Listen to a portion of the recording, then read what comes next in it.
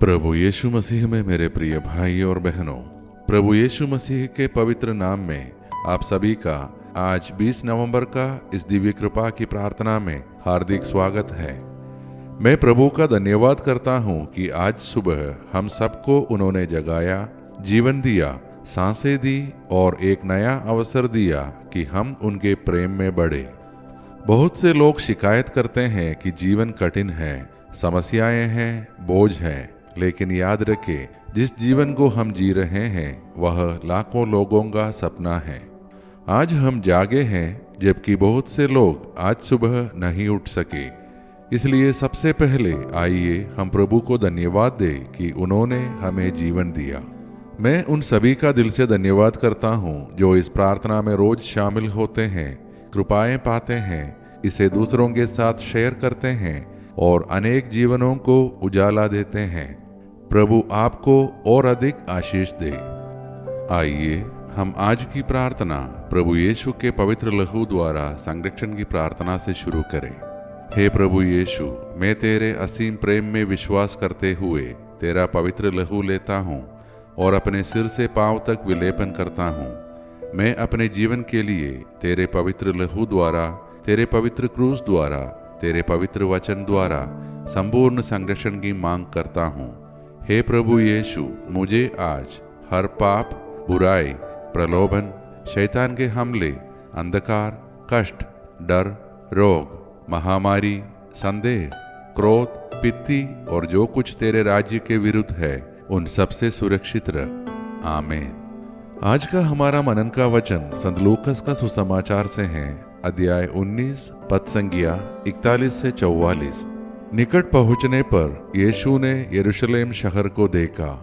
वे उस पर रो पड़े और बोले, हाय, कितना अच्छा होता यदि तू भी इस शुभ दिन यह समझ पाता कि किन बातों में तेरी शांति है, परंतु अभी वे बातें तेरी आंखों से छिपी हुई है। तुझ पर वे दिन आएंगे जब तेरे शत्रु तेरे चारों ओर मोर्चा बांधकर तुझे घेर लेंगे, तुझ पर चारों ओर से दबाव डालेंगे, तुझे और तेरे अंदर रहने वाली तेरी प्रजा को मटियामेट कर देंगे और तुझ में एक पत्थर पर दूसरा पत्थर पड़ा नहीं रहने देंगे, क्योंकि तूने अपने प्रभु के आगमन की शुभ घड़ी को नहीं पहचाना। मेरे प्रिय भाई और बहनों, आज का यह वचन बहुत गहरा और दिल को छूने वाला है। यीशु यरूशलेम को देखकर रो पड़े। ईश्वर का पुत्र, सब कुछ करने वाला प्रभु, वह क्यों रोए?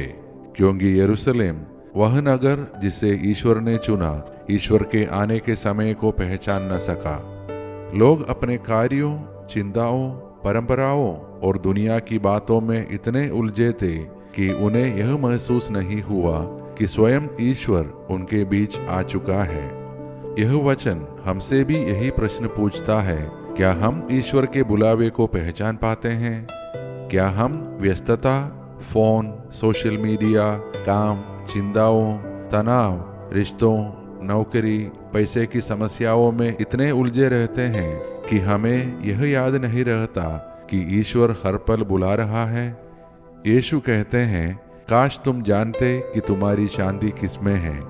सबको शांति चाहिए, परिवार में, बच्चों में, रिश्तों में, घर में, लेकिन असली शांति ईश्वर से आती है और तब मिलती है जब हम उनके बुलावे को पहचानते हैं। कितने ही लोग आज भी ईश्वर के प्रेम को नजरअंदाज करते हैं, उनके बुलावे को टालते हैं और फिर जीवन में तूफान आने पर थक जाते हैं। लेकिन प्रभु कह रहे हैं, मेरे पास आओ, मैं तुम्हें विश्राम दूंगा, मैं तुम्हारी शांति हूँ, मैं तुम्हारा आश्रय हूँ। आज यीशु हमारे परिवारों, हमारे बच्चों, हमारे टूटे रिश्तों, हमारे परेशान दिलों को देखकर भी रोते हैं, क्योंकि वे हमें आशीष देना चाहते हैं, लेकिन हम अक्सर उनके बुलावे को पहचान नहीं पाते। आइए आज इस वचन के प्रकाश में हम प्रभु से कहें, प्रभु, हमें आपकी उपस्थिति पहचानने की कृपा दे, हमें आपके समय, आपकी इच्छा और आपके मार्ग को समझने की बुद्धि दे।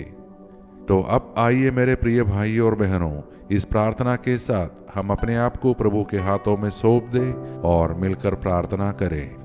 हे सर्वशक्तिमान परमेश्वर, इस नई सुबह के लिए हम आपको धन्यवाद देते हैं। धन्यवाद हमारे जीवन के लिए, सांसों के लिए, हमारे परिवार के लिए, बच्चों के लिए, सुरक्षा के लिए और हर उस अंधे की रक्षा के लिए जो आपने हमें दी।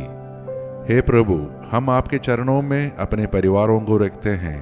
हमारे घरों में प्रेम, शांति और खुशी बनी रहे। आप हमारे बच्चों को स्वास्थ्य, ज्ञान, सुरक्षा और अच्छे भविष्य की ओर ले चले। आज जिनका जन्मदिन या विवाह वर्षगांठ है, प्रभु उन्हें अपनी अनुग्रह भरी आशीषों से भर दे। हम उन सभी के लिए प्रार्थना करते हैं जो दुखी, परेशान, टूटे दिल से जी रहे हैं। प्रभु उन्हें सांत्वना दे, बीमारों को चंगाई दे, अकेले लोगों को सहारा दे, नौकरी ढूंढ रहे लोगों को अवसर दे, कर्ज में फंसे लोगों को मार्ग दे, समस्याओं में फंसे लोगों को मुक्ति दे। प्रभु उन सभी की प्रार्थनाएं सुने जो इस प्रार्थना में अपनी मनोतियां लेकर आते हैं। यदि उनकी प्रार्थना आपके अनुसार हो तो प्रभु उनकी मनोकामनाएं पूरी करे। हम अपने बच्चों की विशेष सुरक्षा के लिए प्रार्थना करते हैं, विशेषकर जो घर से दूर है, पढ़ाई, नौकरी या अन्य कारणों से। उनकी रक्षा करे, उनके साथ अपने स्वर्गदूत भेजे, उन्हें हर दुर्घटना, पाप, प्रलोभन और बुरी संगत से बचाए। हम अपने देश और विश्व के लिए भी प्रार्थना करते हैं। हे प्रभु, हमारे नेताओं को न्याय, शांति और सद्बुद्धि दे। हमारे राष्ट्र में धार्मिक सौहार्द रहे, भाईचारा रहे, शांति रहे।